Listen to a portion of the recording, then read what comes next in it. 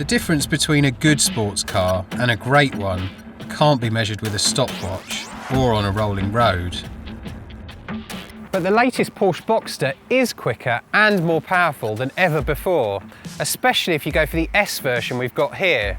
Now this car's already been to our test lab and it won't surprise you to know that it was good, very good in fact.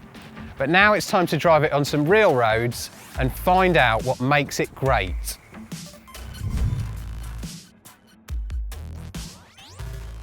Let's start with that engine. The S gets a 3.4 litre flat six that produces 315 brake horsepower. You can also have a 265 brake horsepower 2.7 litre six in the regular Boxster, saving yourself £8,000 in the process.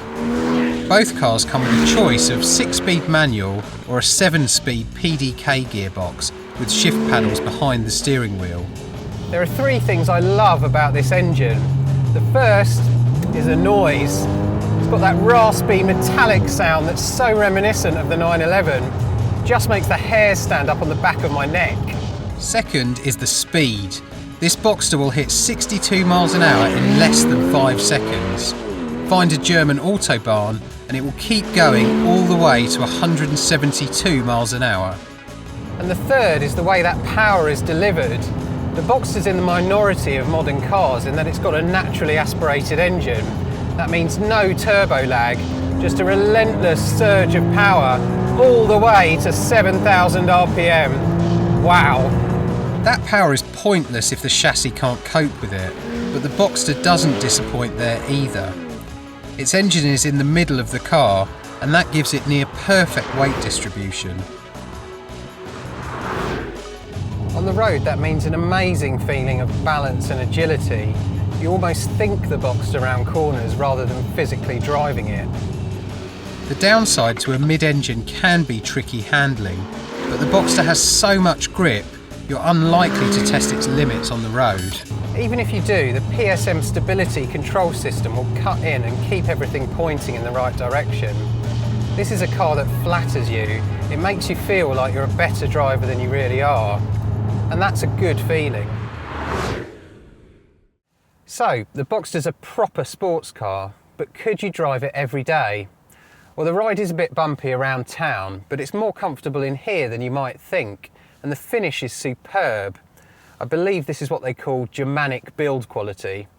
The roof opens and closes in just 9 seconds at speeds of up to 30 miles an hour, so there's no faffing around if you're caught out by a sudden rain shower. And before you ask, no, you don't have to have this bloodbath colour scheme for the interior. It's a £3,000 option and one that's probably best avoided. While we're talking practicality, the Boxster trumps most of its rivals by having 2 boots. We measured the combined volume at more than a Volkswagen Polo. If this is all sounding a bit like a love letter to the Boxster, I'll make no apology for that. I've enjoyed driving this car as much as anything else I've driven this year, including the 911. And I even love the way it looks. But it isn't perfect. It's noisy when cruising at motorway speeds, even with the roof up. And the rear visibility is terrible, especially with the roof up. Then there's the price. A basic Boxster costs £38,000, about half as much as a 911, and incidentally, cheaper than the Cayman Coupe. But you can easily add a 5-figure sum to that with extras. This car's got £14,000 worth of options, including that interior trim, £2,000 a piece for the sat-nav and sports exhaust, and £1,900 for the PDK gearbox.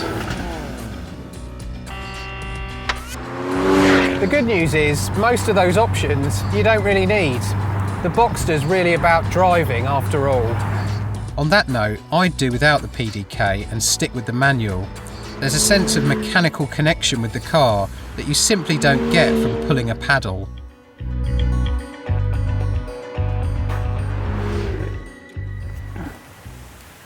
The Boxster isn't cheap, but neither is it the sort of car that only Premiership footballers can afford. And the reality is that on the sort of roads I've been driving today, roads with potholes and speed limits and the occasional tractor, it's as much fun as any Italian supercar. No, the Boxster isn't perfect, but it isn't far off. If I had the money, it's definitely the sports car I'd buy. Click here to read our full lab test review of the Porsche Boxster, watch our video of the Porsche Cayman taking on the Jaguar F-Type, and read our top 10 sports car buying tips.